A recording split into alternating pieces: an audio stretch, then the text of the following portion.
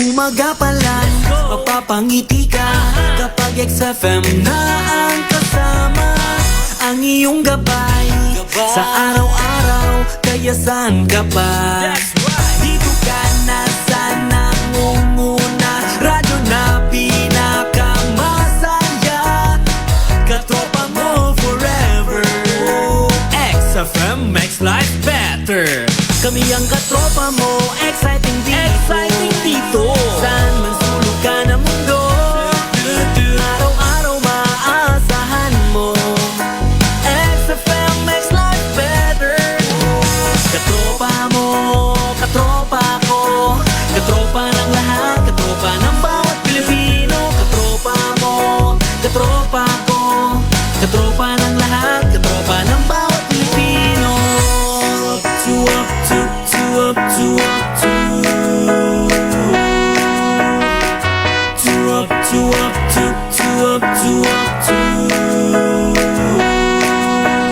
Exciting! Oras sa Pilipinas, 3 minuto na magkalipas ang 6:00 ng umaga. Ito ang tulad pagbabalita sa radyo. Anuman ang kaganapan, anuman ang pangyayari sa inyong kapaligiran, kompleto, detalyado, mapapakinggan sa Express Balita. Mabilisan man ang takbo ng bawat minuto, mabilisan man ang takbo ng bawat segundo, hindi kayo mapag-iiwanan ng mga balita. Dahil sa bawat sandali ay nandito kami. Para sa inyo mga katropa, XFM. Isang karangalan na kayo ay pagsilbihan, mga katropa.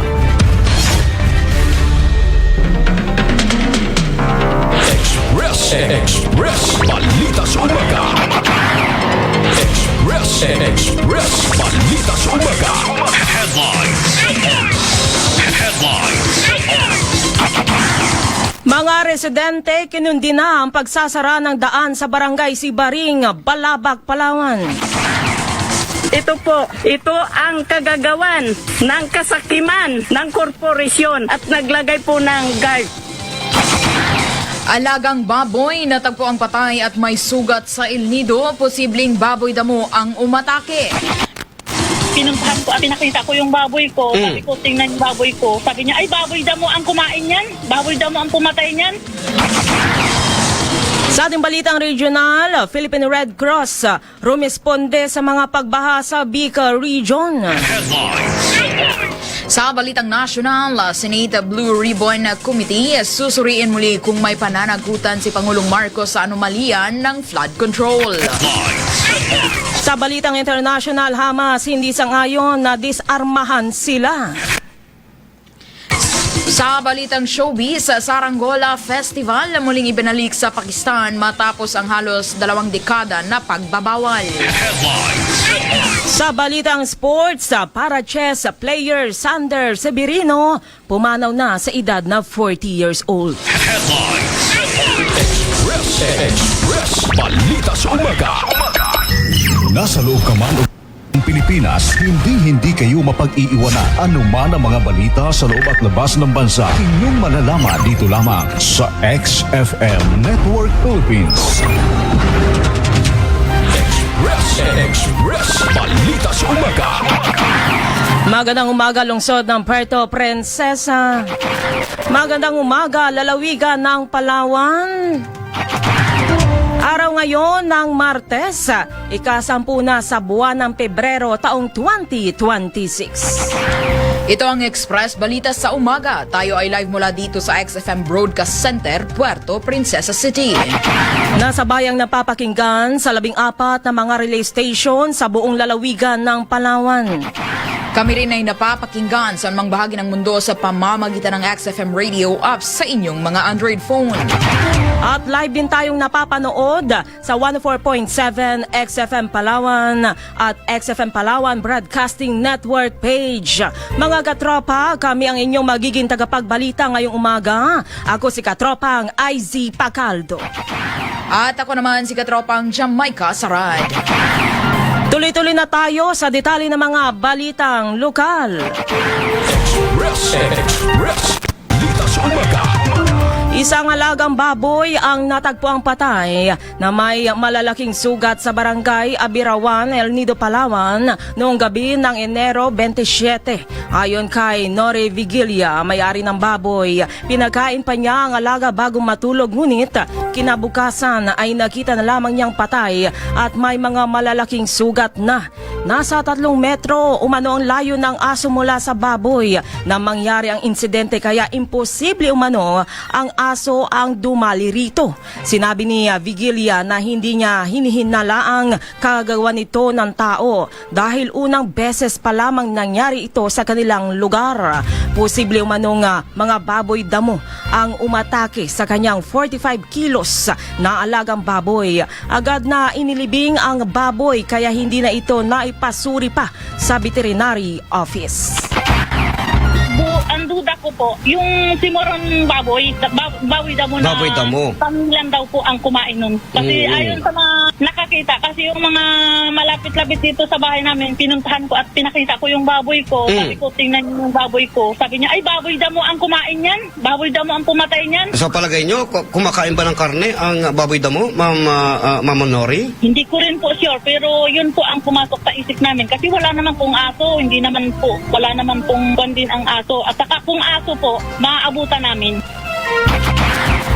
Mga katropa, ang tinig ni Nori Vigilia, ang may-ari ng baboy na natagpo ang patay.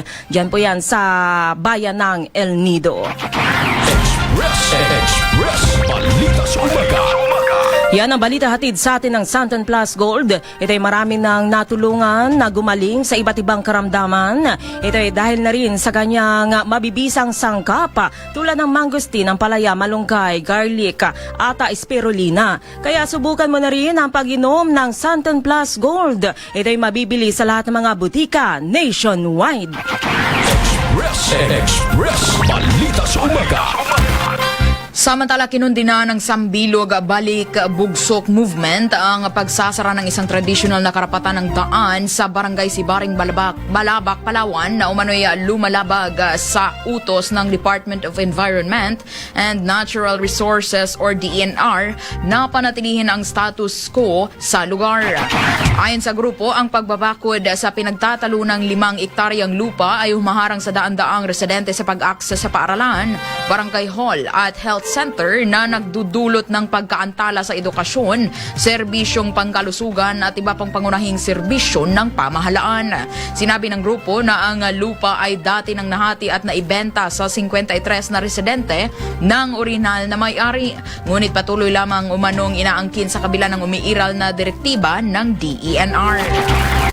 Ito po ang aming ebidensya laban sa mga taong mapangharas. Ito po ngayon ang sasakyan ng isang kasamahan namin na dahil sa kasakiman, hinarangan ng gate, ginawan ng daanan pero hindi po makadaan ang isang sasakyan ng kasamahan namin. Ito po ang blue guard nila. Ito ang kagagawan ng kasakiman ng korporasyon at naglagay po ng guard.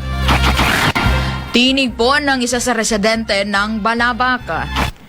Nanawagan ang Sambilog Balik Bugsok Movement sa DENR na agarang imbestigahan ang insidente at ipatupad ang status quo order at sa Commission on Human Rights na siyasatin ang umano'y mga paglabag sa karapatang pantao, partikular ang epekto nito sa kababaihan at mga bata.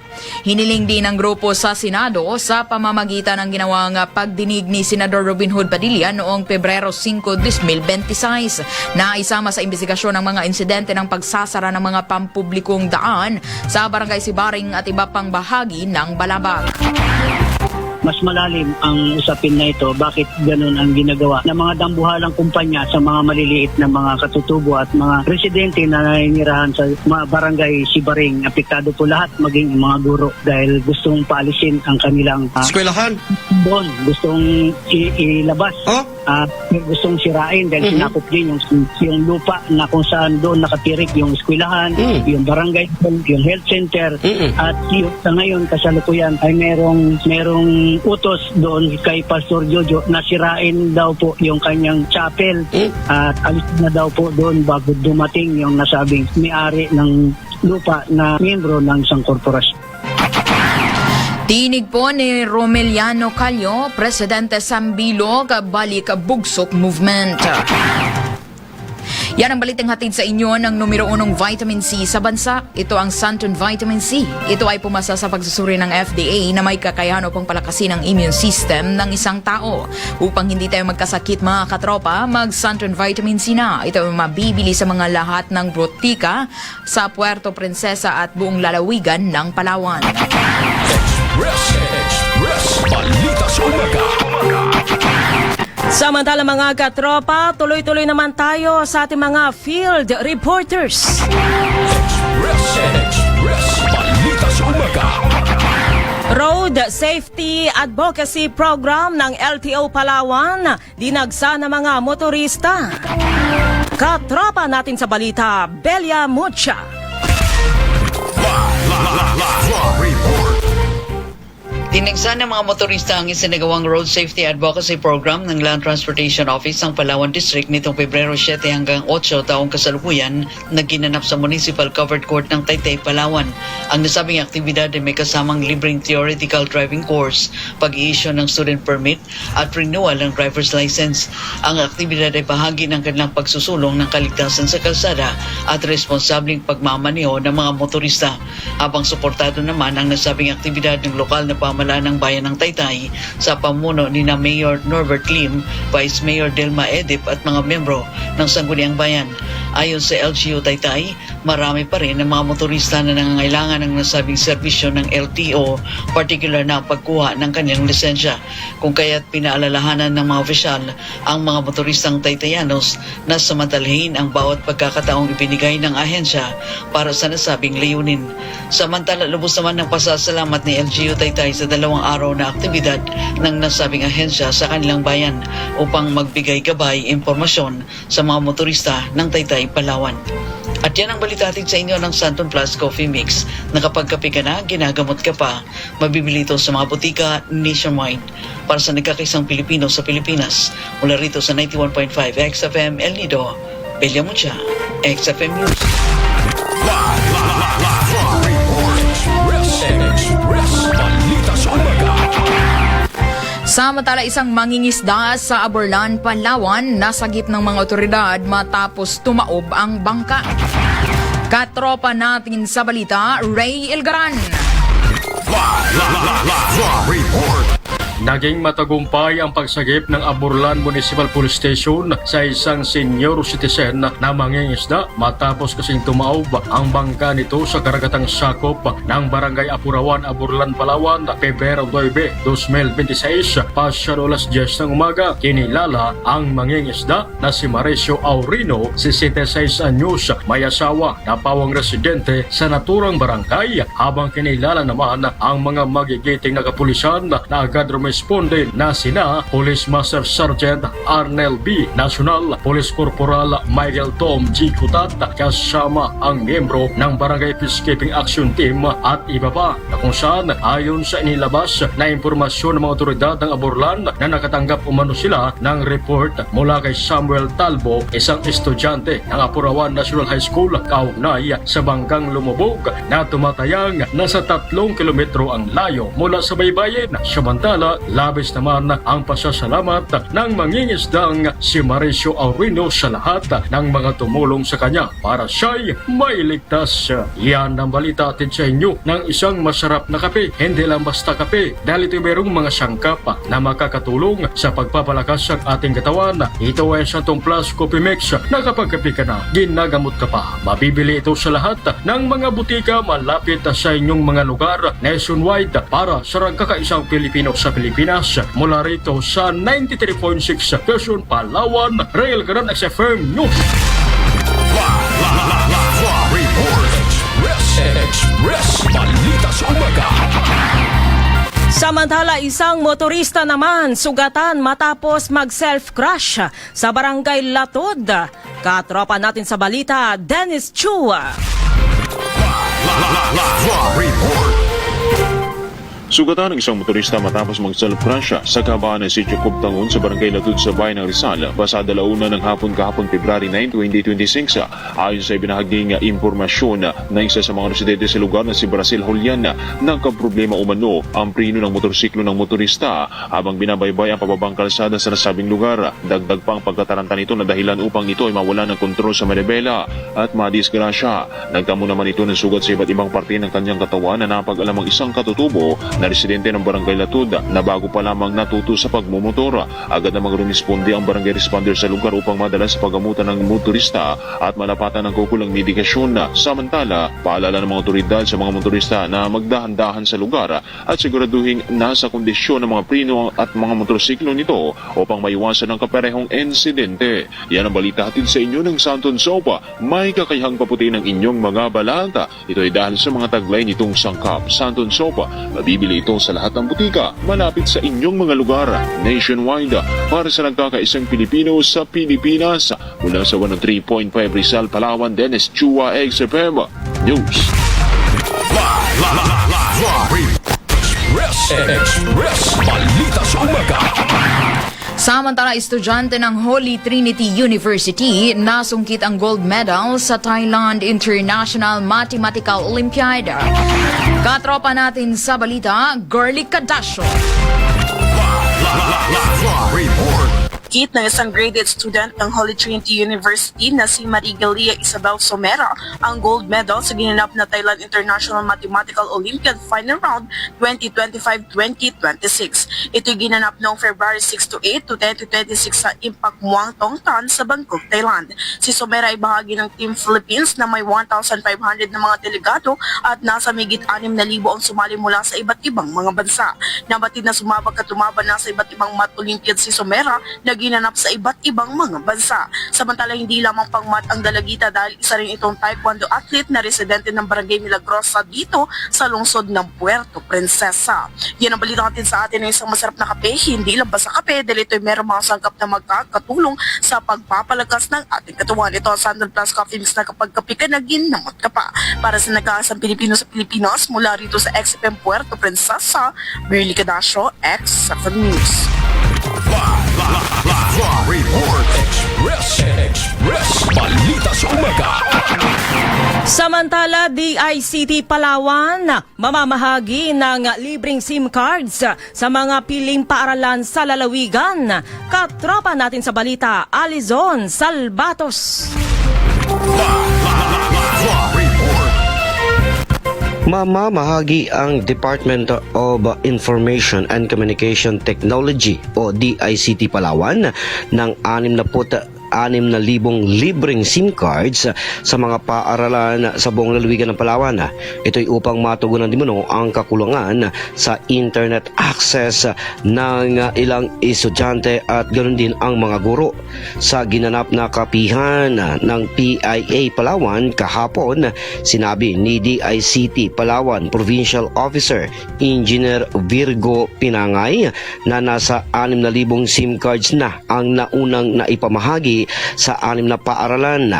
Bawat SIM card ay mayroong 25 gigabytes ng libreng data kada buwan sa loob ng 1 taon at automatiko kumukonekta sa pinakamalapit na telecommunications provider.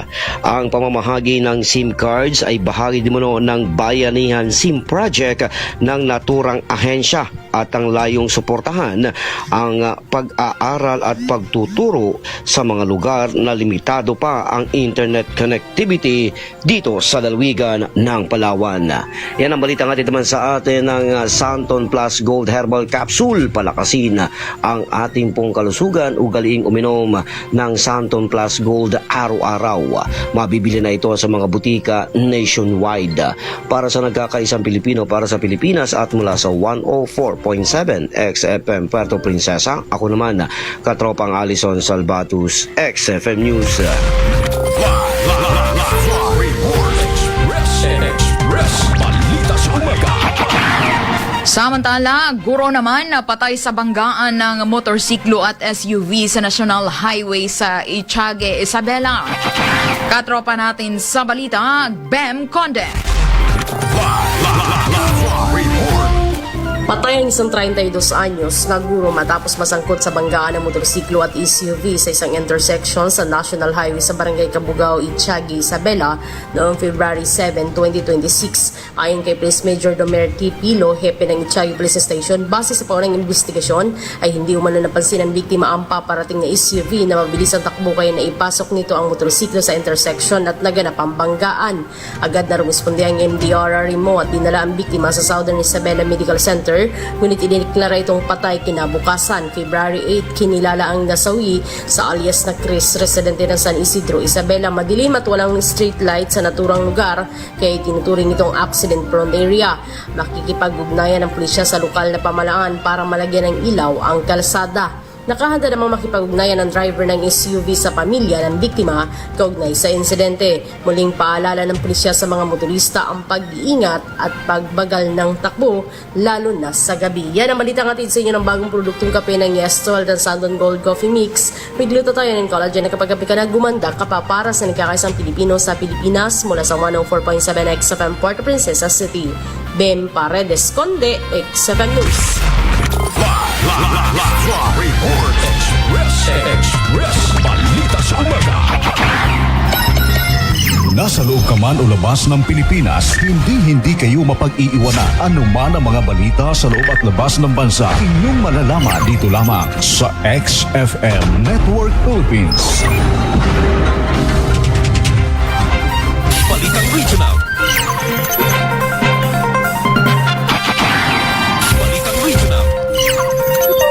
Samantala mga katropa, sa ating balitang regional, patuloy ang pagpapakita ng matinding aktibidad ng Bulkang Mayon. Naitala ng PBOX ang muling pag-agos ng lava mula sa summit crater nitong nakaraang gabi. Nagdulot ito ng mga rockfall at mapanganib na tawag na yuson. Batay sa monitoring na nakalipas na 24 oras, nakapagtala ng 401 rockfall events at 2 volcanic earthquakes. Nagbuga din ang bulkan ng 1,799 na tonelada ng sulfur dioxide. Kasalukuyang nananatili ang Mayon sa ilalim ng Alert Level 3. Dahil dito mahigpit na ipinababawal ang pagpasok sa 6-kilometer permanent danger zone dahil sa banta ng biglang pagsabog ng bulkan, pagguho ng mga bato, nakakamatay na yuson na mabilis na bumababa mula sa dalisdis ng nasabing bulkan. Balitang Regional. Samantala nananatiling hindi madaanan ng spillway patungong Duge 2 habang limitado lamang sa light vehicles ang pagdaan sa Danicop Spillway. Pinapayuhan ang publiko ng matinding pag-iingat dahil sa patuloy na pag-apaw ng Batu River. Sa bayan ng Hinipan, Bagamanok, naitala ang pagbaha na umabot hanggang sa Bewang. Samantala hanggang tuhod ang tubig sa Rizal, Viga, Camburo, Karamuran at Biong Gigmoto. Mababa ngunit patuloy na pagbaha rin ang naranasan sa Panganiban, Pandan, Bato, Virac at Gugon Sentro. Nagkaroon ng mga landslide na nagdulot ng pagharang o limitadong daanan sa ilang bahagi ng Viga, San Miguel, Pandan, Karamuran at Panganiban. Kasalukuyan ding isinasagawa ang search and verification para sa isang taong naiulat na nawawala sa Ubo, San Miguel. Nakahanda ang mga search and rescue at ambulance teams na nakikipag-ugnayan sa LDRRMO at RC-143 volunteers. Muling pinaalalahanan ng publiko na unahin ang kaligtasan at iwasang tumawid sa mga binahang lugar. Para sa mga emergency, agad na makipag-ugnayan sa pinakamalapit na Red Cross chapter. Bukod sa Catanduanes, naapektuhan din ng pagbaha ang ilang bayan ng Camarines Norte, gaya ng Dait, Basud, Labo, San Vicente, Vinzons, Talisay, San Lorenzo, Mercedes at iba pang karatig na lugar. Balitang Nasyonal. Sa ating balitang nasyonal, nakatakda muling suriin ng Senate Blue Ribbon Committee ang pananagutan ni Pangulong Ferdinand Marcos Jr. sa anomalyang flood control project. Inaayos na kasi ng panel ang draft committee report para magkakuha ng sapat na perma para sa pagdidibatihan sa plenaryo. Una nang sinabi ni Lacson na walang direktang ebidensya na sangkot ang Pangulo sa kapabayaan ay inaprobahan niya ng basta ang General Appropriations Act na inihanda naman ng Kongreso. Balitang Nasyonal. Samantala, kinundi na ni Senate President Pro Tempore Panfilo Ping Lacson ang paggamit ni Representative Paulo Henry Marcoleta ng personal pag-atake laban sa mga opisyal at mambabatas na nagtatanggol sa soberanya ng Pilipinas sa West Philippine Sea. Ito ay matapos igiit ni Marcoleta na gawing bala sa kanyo ng isang tagapagsalita ng Philippine Coast Guard at ilang senador sakaling magdeklara ng gyera ang China bilang reaksyon sa batiko sa kanyang ama sa mungkahing isuko ang Kalayaan Island Group. Hinikayat ni Lacson si Marcoleta na bisitahin ang Pag-asa Island sa KIG upang makita ang buhay at pamahalaan sa lugar. Binanggit niya na nakita rin niya ang Chinese Coast Guard na nagbabantay sa paligid at hinimok ang militar na ipagpapatuloy ang depensa sa teritoryo. Noong Pebrero 6, tinawag ni Marcoleta na taksil ang mga nagtatanggol sa West Philippine Sea na umanay naglalagay sa mga Pilipino sa panganib. Balitang nasyonal. Balita sa international. Sa ating balitang international, kinontra ng Hamas ang panawagan na sila ay tanggalan ng armas. Ayon kay Hamas political leader Khalid Meshahal na kapag tinanggalan sila ng armas ay madali na silang patayin ng Israel. Handa umano silang tumugon sa mga total ceasefire. Subalit nilalabag ito lagi ng Israel. Hinihiling din nila na dapat ay agaran ng magkaroon na muling pagsasaayos sa Gaza. Dahil sa labis na pagkasira mula sa pag-atake ng Israel, magugunita ang ilang mga bansa gaya ng Qatar, Egypt ang nagtulong-tulong para magkaroon ng mapayapang pag-uusap sa pagitan ng Hamas at Israel. Pinangunahan naman ng US ang pag-uusap sa dalawang panig kung saan nagkasundo ang Hamas at Israel na magpalitan ng bihag, ganun din ang pagbubukas ng Rafah crossing. Balita sa international. Samantala, inaresto ng mga kapulisan sa Milan, Italy ang hindi bababa sa 10 protesters. Nakasagupa ng mga otoridad ang protesters habang isinasagawa ang Winter Olympic Games. Hindi sangayon ng mga protesters sa mga laro, ganun din ang mga pagtaas ng bilihin sa Italy. Noong nakaraang linggo ay hinigpitan ng gobyerno ang batas laban sa pagpaprotesta kung saan sa Turin ay may 100 na kapulisan ang nasugatan. Tinawag naman ni Prime Minister Giorgia Meloni na ang mga nagpo-protesta bilang kalaban ng Italy. Dahil sa kilos protesta ay naantala ang mga train station services sa lugar. Balita sa international. Samantala mga katropa, alamin naman natin ang magiging lagay ng ating panahon ngayong araw ng Martes mula dyan sa ating DOST Pag-asa. XFM Weather Update. Magandang umaga. Narito na ang pinakahuli sa lagay na ating panahon ngayong araw ng Tuesday, February 10, 2026. Narito ang ating pinakahuling satellite image kung saan nakikita nga natin itong linya ng kaulapan dito malapit sa may Visayas. Ito ang tinatawag nating shear line. Ito ang salubungan ng malamig na hangin galing northeast at mainit na hangin galing silangan. Ito namang northeast monsoon, ito naman yung amihan. So itong shear line, inaasahan nga natin makakaapekto sa Visayas at northeast monsoon makakaapekto sa may Luzon area. Itong shear line ay magdadala ng mga pag-ulan sa malaking bahagi ng Visayas, ilang bahagi din ng Bicol region at maliit na bahagi ng Caraga area. At cloudy skies with rains yung dadalhin naman na pag-ulan ng northeast monsoon sa ilang bahagi ng Luzon. Sa kasalukuyan, wala naman tayong minomonitor na low pressure area or bagyo sa loob or malapit sa ating Philippine Area of Responsibility. Gayunpaman, patuloy nating minomonitor itong cloud cluster sa boundary ng ating Philippine Area of Responsibility. Kaya patuloy tayong mag-antabay sa mga ilalabas na update ng Pag-asa. May Legazpi. Agwat na temperatura bukas sa Puerto Princesa at Kalayaan Islands ay 25 to 30 degrees Celsius. Para naman sa lagay ng panahon sa Visayas at Mindanao ngayong araw, nakikita nga natin na ang shear line patuloy na magpapaulan sa lugar ng Visayas pati na rin sa may Dinagat Islands. Kaya muli yung mga inuulan ng mga nakarang araw pa, mag-ingat sa mga banta ng pagbaha o hindi kaya pagguho ng lupa. Para naman sa nalalabing bahagi ng Mindanao, mas magandang panahon, ngunit may mga tsansa pa rin tayo ng mga localized thunderstorms. Yung mga kasamahan natin sa Regional Services Division, patuloy na maglalabas ng mga thunderstorm advisory, rainfall advisory o hindi kaya heavy rainfall warning kung kinakailangan. Agwat ng temperatura ngayong araw sa Cebu ay 24 to 28 degrees Celsius. 25 to 28 degrees Celsius sa may Iloilo at 24 to 30 degrees Celsius sa may Tacloban. Agwat ng temperatura sa may Zamboanga ay 24 to 33 degrees Celsius, 24 to 29 degrees Celsius sa Cagayan de Oro at 25 to 33 degrees Celsius naman sa may Davao. Meron tayong nilalabas na weather advisory. Ito ay updated ng 5 a.m.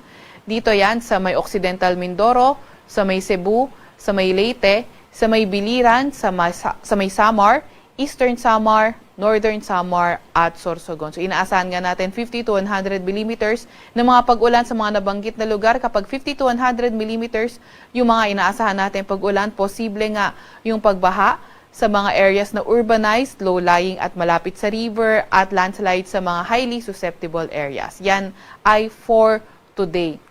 For tomorrow naman, mas konting areas affected by shear line na aabot sa 50 to 100 millimeters na mga pag-ulan. Yan ay sa may Albay at sa may Sorsogon. 50 to 100 millimeters pa rin na mga pag-ulan.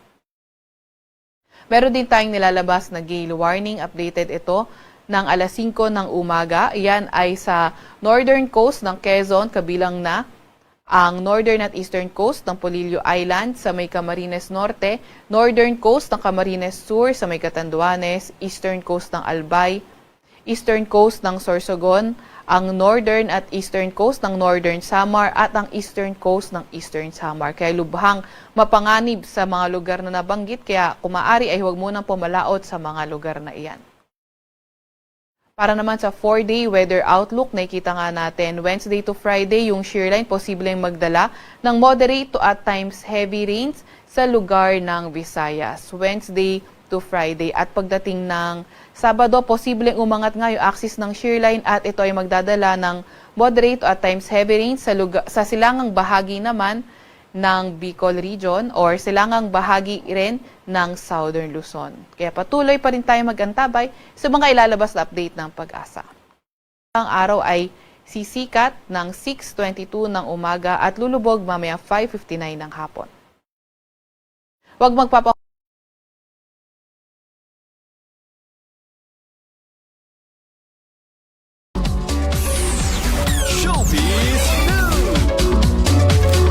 Mga katropa, para naman sa ating balitang showbiz, muling ibinalik na sa Pakistan matapos ang 19 years na pagbabawal ang sikat na Saranggola Festival. Nagatayo sa bawat bubungan ng mga tao para magpalipad ng Saranggola sa Lahore City.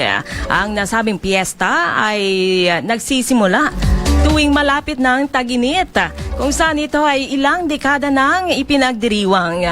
Ipinagbawal ito noong 2007 dahil sa maraming mga naitalang aksidente, kaya na mga pagkakuryente, pagkahulog at ilan pa. Para maging ligtas ngayon ng festival, ay nilimitahan na lamang nila ito ng hanggang 3 araw. Showbiz Balitang Sports. Pumanaw na ang Pinoy para chess player na si Sander Sevino sa edad na 40. Kinumpirma ito ng kanyang pamilya nang malagutan ng hininga si Sander sa kanilang bahay sa Silay, Negros Occidental. Noong 8 taong gulang pa lamang kasi ito ay binigyan siya ng kanyang doktor ng taning na mabuhay ng hanggang 20 anyos dahil sa sakit na muscle dystrophy o degeneration. Noong nakaraang buwan ay nagdala pa ito ng 5 gintong medalya sa ASEAN Para Games na ginanap sa Thailand. Bumuhos naman ang mga pakikiramay mula sa kapwa nitong atletas sa bansa. Balitang Sports.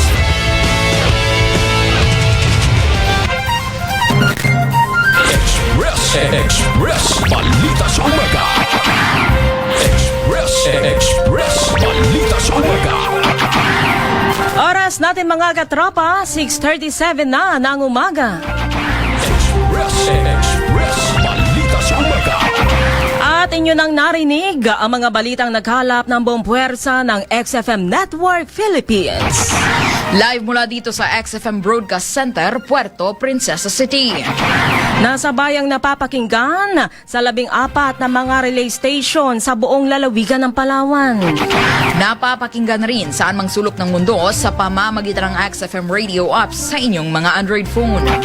At live din tayong napapanood sa 104.7 XFM Palawan at XFM Palawan Broadcasting Network page.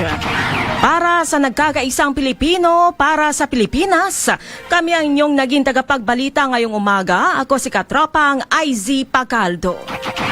At ako naman si Katropang Jamaica Sarad. Maraming salamat mga katropa. Magandang umaga. Pilipinas! Nasa loob ka man o labas